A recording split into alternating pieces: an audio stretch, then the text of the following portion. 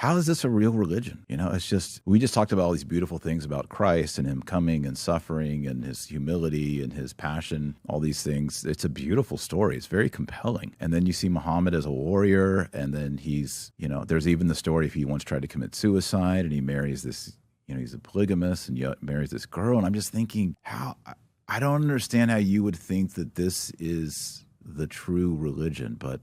Notice how he compares the Prophet Muhammad to Jesus. So the fact that he's had to compare his God with a prophet, not his God with the Islamic conception of God, which is Allah, the creator of the heavens and the earth, the most powerful, the most gracious, the most merciful, the beneficent, the forgiving. It shows that he actually, deep down, he does believe that Jesus was a man and nothing more than that. And of course, that's what we as Muslims believe. Then he talks about the fact that the Prophet Muhammad had multiple women, as if that is a disqualifier from prophethood. Solomon, who was a prophet also in the Bible, why has Solomon got 700 wives and 300 concubines? If it was a disqualifier from being a prophet, you cannot apply consistent standards. That's the problem with you. Then you move on to talk about the Prophet wanted to commit suicide. But there is no authentic narration that says that the Prophet wanted to commit suicide. Why is that a disqualifier from prophethood? And then he goes on to say he had no miracles.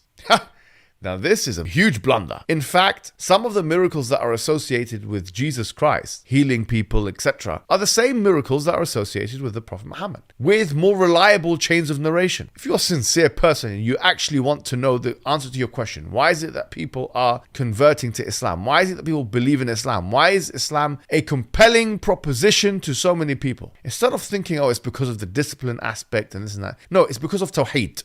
It's because of the very simple proposition that there's only one God worthy of worship. The evidences that come with Islam. And then after that, you have the laws, which also reinforce a person's life. So when you have all those things together, you have a compelling case. One, though, that you haven't looked into very well. And you sound like an ignorant person.